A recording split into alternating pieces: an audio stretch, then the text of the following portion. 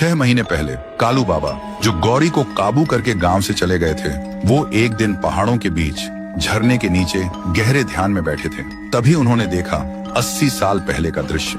थुंग थुंग एक ढोल किया था, सड़क किनारे ढोलक बजाकर अपना पेट पालता, कभी कभी शादी ब्याह में भी लोगों को खुश करता। लेकिन एक शादी में उसका मजाक उड़ाया गया, उसकी बेइज्जती हुई और उसे भूखा ही भगा दिया गया। भूख और अपमान से जलता हुआ वो ढोलक बजाते बजाते जमीन पर गिर पड़ा और वहीं उसकी आखिरी सांस टूटी। मरते वक्त उसने श्राप दिया, जिन लोगों ने मेरा मजाक उड़ाया, मुझे भूखा रखा, उनका साथ ही साथ उनकी आने वाली पीढ़ी भी चैन से नहीं जी पाएगी। मेरी ढोलक की गूंज उनकी मौत बनेगी, उनकी बर्बादी बनेगी। और उसी पल से उसकी आत्मा ढोलक में कैद हो गई।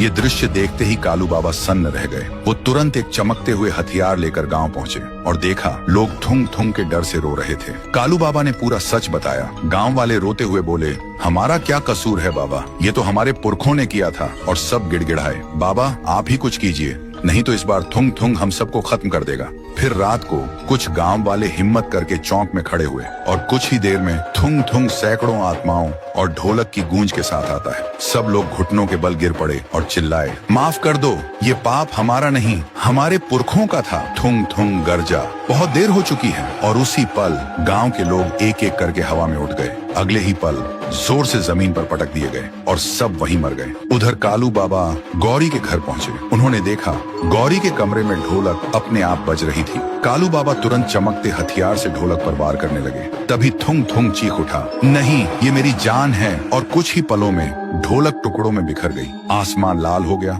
और उसी वक्त गौरी और रघु थुंग थुंग के श्राप से आजाद हो गए। लेकिन गौरी की हथेलियों पर अब भी ढोलक का निशान बना हुआ था। सुबह कालू बाबा गांव के बीच एक पवित्र अग्नि जलाते हैं। पूरा गांव वहां मौजूद होता है। कालू गौरी से कहते हैं, गौरी ध्यान से सुनो, तुम्हारे हाथ पर जो ये ढोलक का निशान है, वो सिर्फ इस पवित्र अग्नि में हाथ डालने से ही मिट सकता है। तभी थुंग थुंग का श्राप पूरी तरह खत्म होगा। रघु चिल्लाया, दीदी मत करो, तुम्हारा हाथ जल जाएगा। पर गौरी बोली, चाहे कुछ भी हो, मुझे करना ही होगा। और उसने अपना हाथ अग्नि में डाल दिया। सबकी सांसें थम गईं।